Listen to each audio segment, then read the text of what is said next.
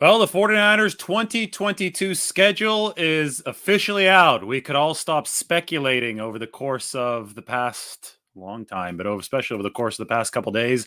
And then it entered overdrive today. There was a lot of incorrect speculation. I chuckled at some of it, but now it's finally out on the table and it's up on The Athletic. It's probably up everywhere, but we had detailed analysis up on the website at exactly 5 p.m. when this thing became official. So there's the schedule. That's what we're going to talk about today. We have a $1 a month deal for The Athletic. So I'm putting this into the comments section right now, chat section, while this thing is live. You can go ahead and check it out. Follow along with me. That is the 49ers schedule right next to me. I have several points prepared. I just got back home from the facility, talked to some of the rookies today, rookie minicamp.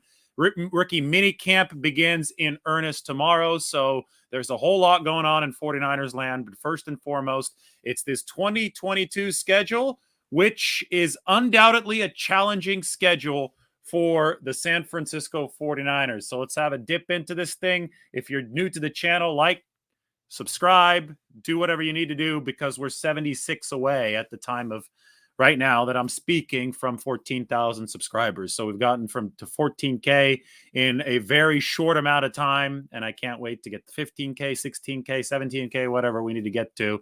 But 14K is first. So go ahead and hit that like button, hit that subscribe button, and let's take a look at the 49ers schedule. I'll make this one big for you just so we could see it here at the start as we go through some of the main points. Well, first and foremost, the party gets started in Chicago on September 11th. The 49ers will open in Chicago while the San Francisco Giants play the Cubs at Wrigley Field. So that's going to be one hell of a party in the Windy City. The entire Bay Area may head to Chicago that week, and I'm sure that flight prices, hotel prices are already climbing. The Giants play on September 9th, September 10th, and September 11th against the Cubs at Wrigley Field.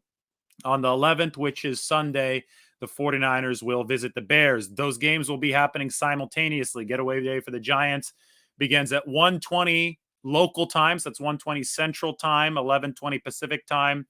And the 49ers and the Bears will kick off at noon Central Time or 10 a.m. Pacific. So the Giants and the 49ers will simultaneously be playing in Chicago. That might be the first time that this has happened. I didn't do the research to check, but chances are that it is. Speaking of perfect storms on the road, the 49ers and the Raiders are going to play on New Year's Day in Las Vegas. New Year's Day falls on Sunday in Las Vegas. So that means that New Year's Eve is Saturday. Friday is when everybody's going to fly in. It's going to be a party. It's going to be pricey. It already was pricey to look at hotels and flights into Las Vegas because it was New Year's weekend. Well, now everybody knows that the 49ers and Raiders, the 49ers' first ever trip to the new Allegiant Stadium, is going to be on New Year's Day at 1 p.m. in Las Vegas. So I talked about the whole Bay Area flying to Chicago. Well, now really the whole Bay Area is going to try to fly to Vegas for New Year's because you obviously have all the Raiders fans still on the East Bay. They may want to go see Niners Raiders at Allegiant. And of course, Vegas for New Year's, I think that's appealing to a lot of people. So I'm sure those prices and the availability of hotel rooms is already out the window now that the schedule has officially come out. So if you want to take a look at the schedule right there, it's toward the bottom right. At Vegas, January 1st for the 49ers, 1:05 p.m. And yes, the whole Bay Area will be flying to Vegas for New Year's Eve. All right, you guys don't want to look at me. You want to look at the schedule. We want to make it a little bit bigger. So in general, what are the big takeaways? Well, there are 5 primetime games for the 49ers. First at Denver, that's September 25th, week 3, Sunday Night Football. They face Russell Wilson. Notably, they face Russell Wilson the week after the home opener against Wilson's former team, the Seattle Seahawks. I think if you look at this schedule, that week 2 game against Seattle is going to put a whole lot of pressure on the 49ers. Why? Well, the first 2 weeks are very winnable games for the 49ers. They should be favored throughout both of the first 2 weeks. In fact, they already are favored for the opener at Chicago by 6.5 points. That was the first line that I saw. If Trey Lance does indeed start for the 49ers, it's going to be Trey Lance, number 3 overall pick for the 2021 season, against Justin Fields, number 11 overall pick from the 2021 season. So you remember the big uproar, all the debate heading into that last draft. Should the 49ers pick Fields? Should the 49ers pick Trey Lance? Should they pick Mac Jones? People said hell no to Mac Jones by a large account. But, there was a big 49ers Twitter debate between Fields and Lance. Well, there's a good chance that it's Lance for the 49ers and Fields for the Bears in week 1, and the 49ers are favored by 6.5 points. And then you have a shell of what used to be the Seahawks coming in week 2. The Seahawks no longer have Russell Wilson. They no longer have Bobby Wagner. So the days of, let's call it the glory days of 2013 are far behind for the Seattle Seahawks. Pete Carroll's still the coach, though, and he's going to bring the Seahawks into Levi Stadium. And the reason that I say there's a lot of pressure on the 49ers in that game is, well, because look at what's coming after it. At Denver, and then against the Rams, and then a 2-week East Coast road trip to Carolina and the Atlanta Falcons. But Denver now with Russell Wilson and the Rams defending Super Bowl champions, that's not going to be an easy 2-game stretch in weeks 3 and weeks 4. So if you're the 49ers, you want to take care of business. You're the favorite at Chicago, win week 1, and then you obviously want to take care of business against Seattle in week 2. In fact, if the 49ers don't take care of business against one of the worst rosters in football, in my opinion, and the Seattle Seahawks, I'll tell you this, I'll make my screen bigger for this. The 49ers have serious problems if they can't take care of Seattle in week 2, because Russell Wilson, the guy had 16-4 against the 49ers in his career. He's no longer part of Seattle. He waits next week. So, hey, if you can't take care of Seattle at home in week 2, and then you have to play Russell Wilson after that, and Russell Wilson has essentially owned you his whole career, you're going to be staring down the gun barrel if you're the 49ers. So week 2, to me, is a pivotal game that the 49ers should win in their home opener at Levi's. And if you're sitting on the sunny side of the field, I feel sorry for you because it's September 18th. It's probably going to be hot. The 49ers don't typically like those afternoon games at Levi Stadium in September because it is toasty, but they're going to have to deal with one of them. I'm still talking about primetime games right now because you go forward to the Rams. That's the second of 5 primetime games. Denver, Sunday Night Football, September 25th. That's on the road. Then the 49ers come home. It's going to be October, and they're going to be playing the Los Angeles Rams, and that's going to be a 5:15 kick. That means it's Monday Night Football on October 3rd. The third of 5 primetime games for the 49ers. You have to go down to the Chargers on November 13th. That's coming out of the bye for the 49ers. That is going to be a Sunday Night Football game back at Levi's Stadium. And then you move to Arizona the very following week. That's Monday Night Football in Mexico City. Technically a road game, so the 49ers don't lose a home game, but the Cardinals do. And that's going to be on ESPN with Joe Buck and Troy Aikman as the commentators. Moving forward to the final primetime game, it's at Seattle, Week 15, Thursday Night Football. The 49ers debut on Amazon. John Lynch will not be the broadcaster, even though he was offered about $15 million to call those games for Amazon. It will not be John Lynch. That's going to be coming on December 15th. Lynch, by the way, just in case you're wondering, I'm sure you know, is still the 49ers general manager at a salary of about $5 million per year. So it's important for John Lynch to keep those competitive juices flowing. In fact, I actually wrote a piece today. It came out today. Herm Edwards, John Lynch's good friend. Both Lynch and Edwards have followed similar trajectories. Former NFL DBs who were in television for about 10 years, Edwards with ESPN, John Lynch with Fox, and both of them said, you know what, I have a cushy, stable TV job, but I needed the scoreboard to be part of my life. I need to be part of the wins, part of the losses. I need to compete. So Edwards went to coach Arizona State in 2017, and Lynch became the general manager of the 49ers in 2017. So I interviewed Herm Edwards about Brandon Ayuk, who he coached at ASU, Donovan West, who I just met in person today, 49ers rookie center out of ASU, and also about, the camaraderie between him and Lynch and how that's based in each guy's competitive drive. And I think that's the thing that links them.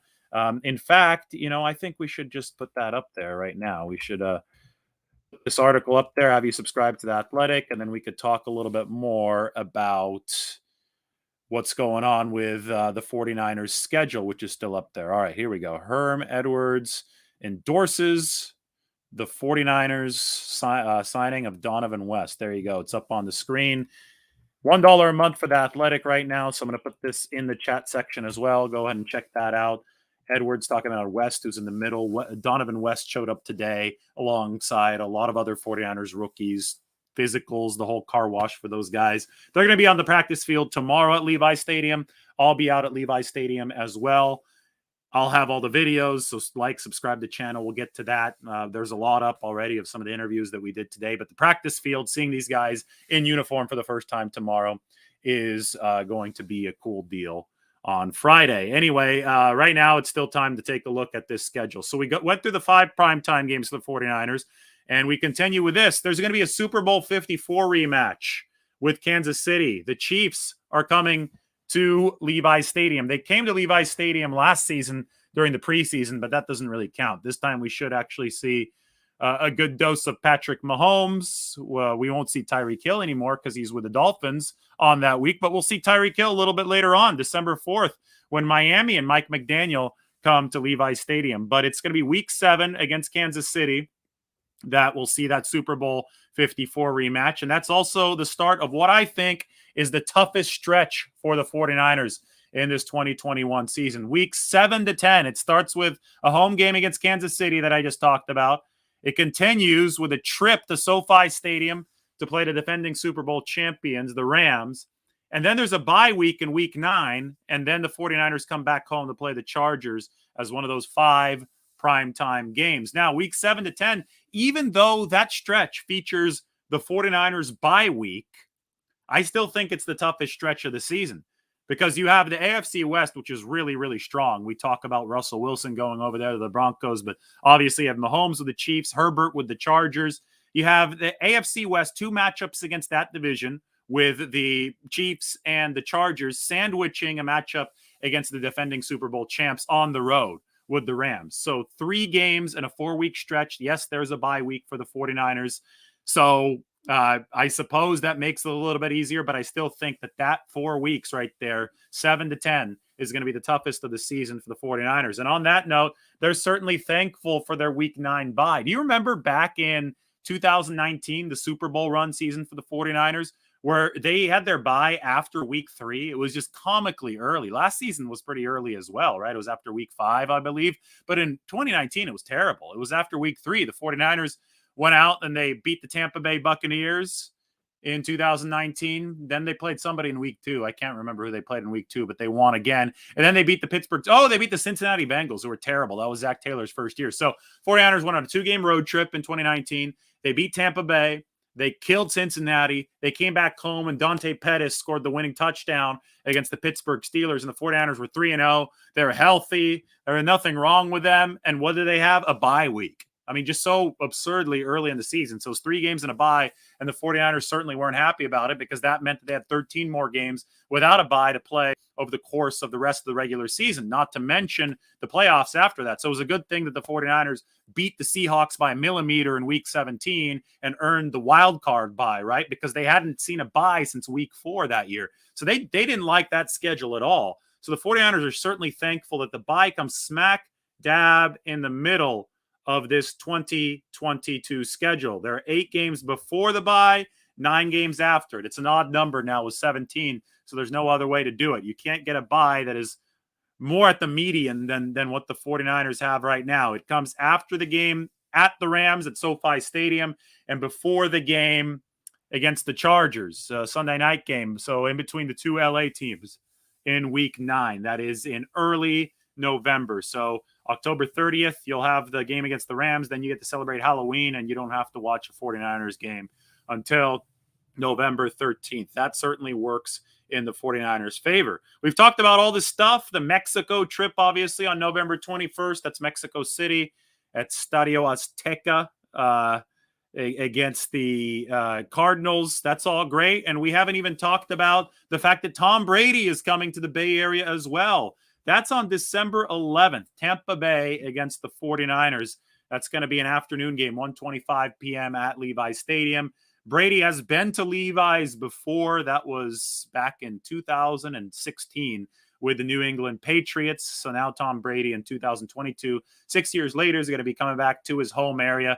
Now, not so fun fact, because I think this is kind of a pity. Tom Brady never got to play at Candlestick Park. The one year that The New England Patriots of the AFC East were scheduled to play at Candlestick Park, which was obviously Tom Brady's home stadium. As a fan growing up in San Mateo, we have the picture of him at the Dwight Clark catch game and all that famous stuff. The one year where the Patriots were scheduled to play at Candlestick was 2008, and that was Brady's ACL year. That's the year that Matt Castle took over for him. So Brady didn't get to play at Candlestick. He'll never get to play at Candlestick because Candlestick isn't there anymore. So Tom Brady is going to have to play at Levi's Stadium. Just got a little bit of a message here from Mike. Let's take a look. What do you say? 2022 NFL strength of schedule grid based on opponent's average win total. Oh, this could be good. Why don't I check this out? Maybe I'll put this up on the screen. Well, I have no choice. It's going up on the screen right now because I just clicked on it. So this is the strength of schedule based on the average win total. So let's try to decipher what this is telling us. The guy who posted it, TJ Hernandez, is listing who has the easiest first half of the season and the hardest first half of the season, and also the easiest second half of the season and the hardest second half of the season. So the 49ers don't fall on any of those two lists, and I understand that this might be a little bit small for everybody to read. So I'm going to try to make it a little bit bigger, and we could see the fact that the 49ers don't fall on either of the two extremes tells you that they're, probably have a medium schedule there as far as difficulty and opponents. And, there's a lot of factors that probably go into it with the travel. So I am trying to see where they are. Okay, the 49ers are over on the left. Okay. Opponent's average win total. So the 49ers, according to this, have a slightly easier schedule than league average. The 49ers' opponent's average win total is 8.38, whereas the hardest schedule in the league belongs to the Chiefs. They're at 9.09. So the 49ers are up here at 1, 2, 3, 4, 5, 6, 7, 8, 9, 10, 11. 49ers technically have the 11th easiest schedule in the league. You look at the Rams, they have the 31st easiest, so the second hardest. So there you go. The 49ers, in that regard, have a manageable schedule based on those wins and losses. Now, one thing, though, that I would, caution people to keep in mind is that the 49ers play the AFC West this year. And the AFC West looks like it just got stocked with talent, obviously, this past off season. So you could base everything on wins and losses from the prior year, but that doesn't take into account that the AFC West just underwent an arms race during free agency, during the draft, especially during free agency and around that time when Russell Wilson and others were added to the division. But everybody was talking about, the Chargers, they're signing everybody. Well, the 49ers have to play the Chargers this upcoming season. So that's all going to be fascinating stuff. And I think there's no way around it. The 49ers have a challenging schedule in that regard, but it does have its logistical benefits. And by that, I mean, look late in the schedule here, right where the cursor is. The 49ers don't play a road game for 3 straight weeks late in the season, which is great for them. They have New Orleans, they have Miami, they have Tampa Bay, weeks 12 to 14. That's big for them. Now, yes, Mike McDaniel does come back to the Bay Area. It's going to be a familiar coaching staff, familiar players. Never an easy game to win when that's the case against Miami. Not saying the game's easy. I'm saying from a logistical standpoint, the 49ers like that. They like the fact that November turning into December has a stretch of home games. And then, it might get a little bit easier toward the end. Seattle, like we're saying, that roster isn't great, but that is a Thursday night game coming off of Tampa Bay. So can never take that one for granted. Washington, we'll see what they bring to the field this year with Carson Wentz. And then obviously, it's almost like a celebration. The end of the marathon, New Year's in Vegas. And the Raiders have obviously stocked up. They're under new leadership this offseason. And then the very end obviously comes against Arizona. The 49ers, since that second Arizona game, we already knew the first one was going to be on November 21st. Since that second Arizona game doesn't come till week 18, they do not benefit directly from the DeAndre Hopkins suspension. Hopkins is going to miss the first 6 weeks. So the question was, would the 49ers be able to play the Cardinals sometime over those first 6 weeks in one of the two matchups to benefit from that? But it did not happen. So anyway, why don't we talk about the 49ers 2022 schedule as it relates to Trey Lance? A little water break, switching gears. Trey Lance, what do we have? Well, As far as strength of defenses, the Bears played some defense last year. The Bears are just, it's going to be tough to predict how exactly that game's going to go for me because they have a new GM, new coach. They can get that first year coach bump, in the first game. That tends to happen to teams. Remember how well the 49ers played, excuse me, how well the 49ers played the Carolina Panthers in 2017 for 2.5 quarters, even though they are way worse than the Panthers in Kyle Shanahan's first game. I mean, that game was close for a long time, even though the 49ers were inept offensively. So the Bears can do the same thing, especially with some talent on the defensive side of the ball. And, I think it lines up as a tough opening stretch for Trey Lance. You have to go to Denver. You have to play Aaron Donald and the Rams in week 4. And, this is all assuming that Trey Lance is the starter right now. For conversation's sake, we have to make some assumptions. And if you look at this schedule from a Trey Lance vantage point, well, there are challenges. Everybody was talking about Carolina and Atlanta potentially being the first 2 games to the 49ers in weeks 1 and 2.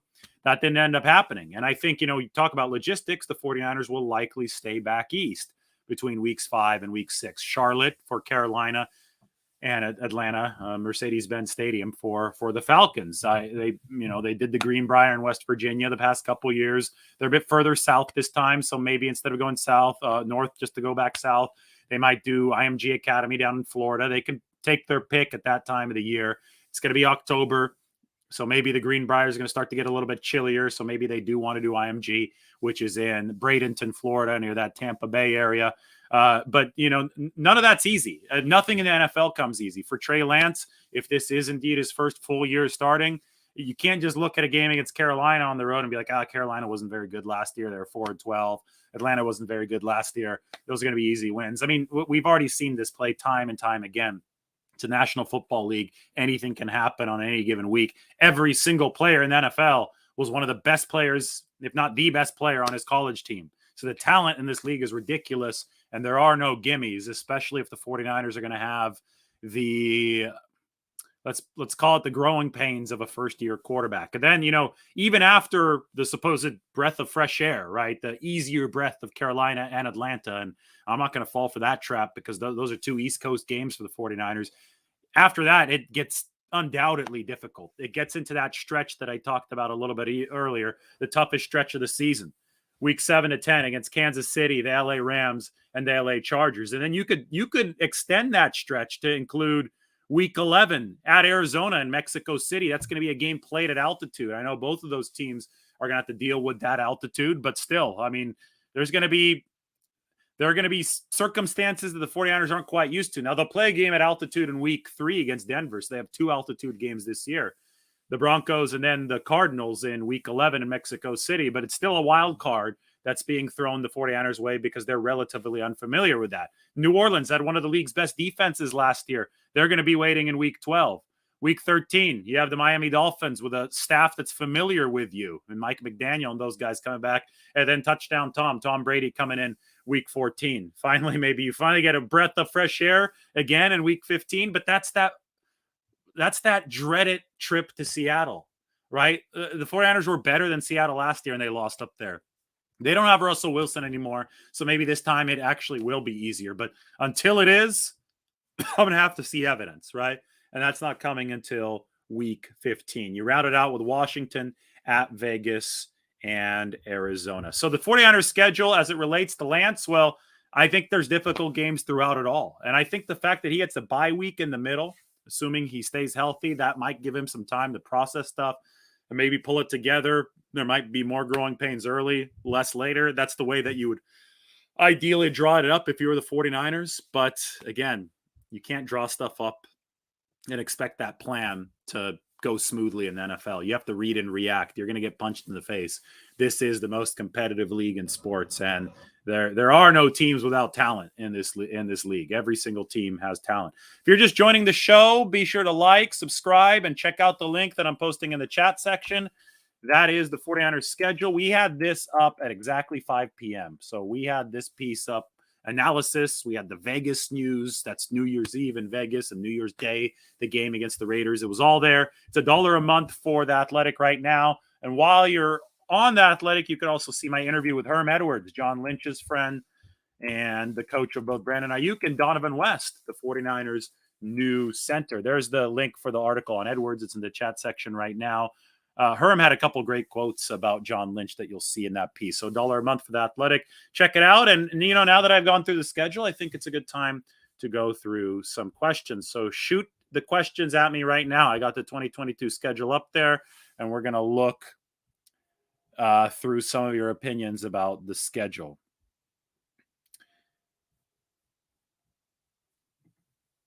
Rob Mcqueen, 5 straight home games after the bye. Is that normal to have that many straight home games? Well, no, they don't have 5 straight home games after the bye.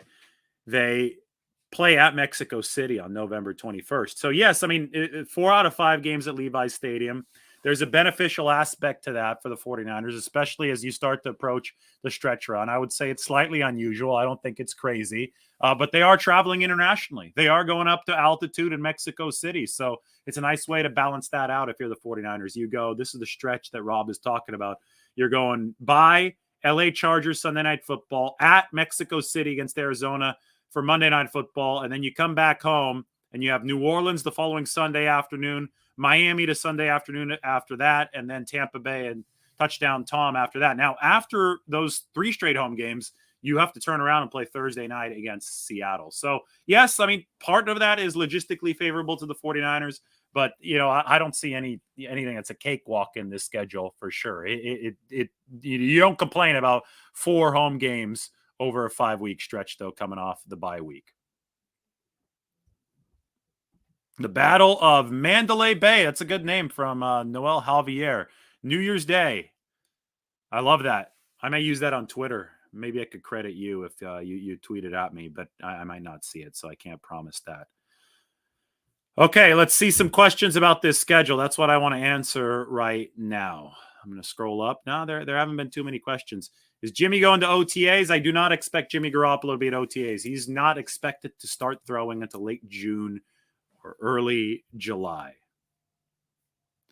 I don't think people have all too many questions about this schedule because I think I laid it all out there. So those of you who have joined just right now, you can watch this all in its entirety when it's done, but make sure that you check out all the other videos. I'm putting up a ton of other videos of all the 49ers draftees, all the rookies as they've come through. The last one was Tariq Castro Fields. Donovan West went through today. Danny Gray was really good today. Matt Barrows wrote a nice piece on Danny Gray that should be up on the Athletic any minute now. Big fan all the way from Puerto Rico. Thank you, Christopher. Really appreciate that. All right. Well, I think we've covered the whole schedule. That's good stuff. Gone almost 30 minutes. Andrew asks, do QBs generally go to OTAs even if hurt? It depends. OTAs are voluntary, first of all. Garoppolo's doing his rehab. The 49ers are actively shopping him for a trade. I think it all adds up to Jimmy Garoppolo not being there. And I think we've already actually reported that and verified that. So I think in other more normal situations, yeah, the quarterback is going to be there working on some playbook stuff, maybe doing his rehab in the building, but they're shopping the guy for a trade right now. And it's in everybody's interest for Jimmy Garoppolo to rehab as quickly as possible. So wherever he needs to be for that to happen, the 49ers have more options and Jimmy Garoppolo has more options moving forward. Who's the most confident of the rookies? Well, Jason Poe seemed really confident today. It's Danny Gray really seemed confident. I'll make a whole separate video about Danny Gray. I asked him about blocking, and Danny Gray just smiles and goes, no rock. No block, no rock. No block, no rock. That's gonna be in my head now forever whenever I see Danny Gray. Got a little grin. No block, no rock. So apparently he's ready to block for the 49ers.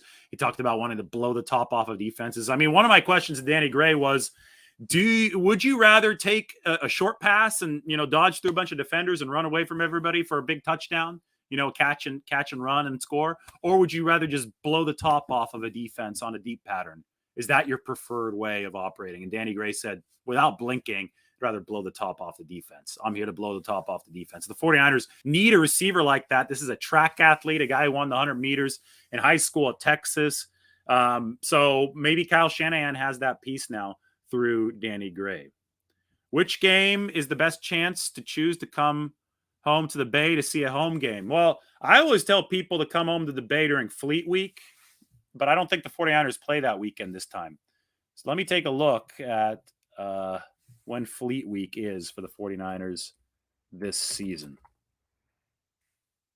Quick look. SF Fleet Week. That's when the Blue Angels fly over the city. There's a lot of rooftop parties. The weather in San Francisco is best in October. October is essentially summer for the city of San Francisco. It's October 2nd to 10th, 2010. So we look here, and that's that back half of that weekend is when you're well, I guess so. I guess Fleet Week technically starts on when the 49ers play the Rams on that Monday Night Football game. So it technically will start on Sunday, but I don't think the main air shows with the Blue Angels flying over the rooftops and everything are going to be until October 9th or 10th, and the 49ers are going to be in Carolina by then. So, October, you can't go wrong in October coming to the city of San Francisco. It's the best month to be in October. So if you can go to that Rams game on Monday night on October 3rd, you might be able to double it up with the Giants playoff game. That will just be getting started. And obviously, maybe if you stay for a few days, you'll be able to enjoy Fleet Week that next weekend. So if you want to come back to the Bay, make it a week-long kind of thing, come for that Rams game on Monday night and stick through until the next weekend for Fleet Week. And maybe you'll be lucky enough to catch a Giants playoff baseball game. October 23rd, Kansas City doesn't sound bad either. But that's going to be it could be a warm game still in October. Levi's got that desert-like climate, and it's not the city of San Francisco. Like, I think San Francisco was perfect on October Day games at Candlestick, right? Levi's can be a little toasty when they play those 125 games. So just bring some sunscreen and drink a lot of water if you do come out for one of these games. The schedule is indeed subject to change with flex games. How do they decide who to flex? Well, if you're really good and another team sucks, then they'll likely flex you into that team's spot. So last year, the 49ers got flexed from morning to afternoon against the Bengals because somebody sucked. Not the Bengals, somebody else that got flexed out of the afternoon spot, and the 49ers got put into that afternoon slot at 1:25 p.m. I think it was a CBS game, and CBS or whoever the TV partner was actually really happy they made that move because it went to overtime. It was one of the games of the year, and Brandon Ayuk scored reaching over the pylon there at the end. So you get either flexed into better slots or flexed into prime time or flexed out of prime time based on how your season's going. In general, the networks want teams who are doing better as the season goes along. Who's the easiest road game to score, or what's the easiest road game to score tickets? That's a good question. Very solid question. The easiest road game to score tickets. Well, let's look at this right now. At Chicago, it's going to be tough because it's going to be a 49ers fan invasion with the Giants also playing that weekend. It's the season opener. At Denver, it's going to be interesting. Still early in the year. They're going to be really excited about Russell Wilson. So I really think that Denver might be tough. Now, Carolina, it might be easier to score tickets against Carolina or at Atlanta because, that's college football territory. Let's be honest. That's SEC territory or ACC, I guess, with Carolina. But, Atlanta, heart of Georgia. Those people down there, they love their college football. And I just don't see them as intensive NFL markets as a lot of the other 49ers opponents. So I think you might be able to score tickets at a better price, especially since Carolina and Atlanta haven't been good recently in weeks 5 and 6. Maybe make it a 2-week road trip there to the South. Check out Charlotte. If you drive from Charlotte down to Atlanta, you could probably do the coastline there on the Atlantic. You could see Charleston, South Carolina. And then to me, one of the most underrated cities in America is Savannah, Georgia. You do Savannah, Georgia during the week in between Charlotte and Atlanta. Savannah's awesome. If you watch Forrest Gump, when Tom Hanks is sitting in the square, the kind of the base of the whole movie, sitting on the bench at that bus stop talking to people. That's actually a square in Savannah, which is a very unique city with a bunch of little old school town squares, a lot of trees, really walkable. People talk about Charleston and Savannah often in the same breath. And people will say, "Oh, Charleston, that's the place you have to go." And Charleston's nice. To me, I think Savannah might be cooler. I don't know. It's a little bit more under the radar, and I think it's a little bit more unique. So that could be a good road trip in between weeks 5 and 6. All right, let's talk about more at the Rams. Though that's probably going to be tough. because the 49ers fans like to take that stadium over. So tickets are going to be hard to come by at a cheap price in LA. You go to Mexico City, maybe you could get a good deal in Mexico City. I don't know, but you have to travel to Mexico City. That's a little bit harder in week 11.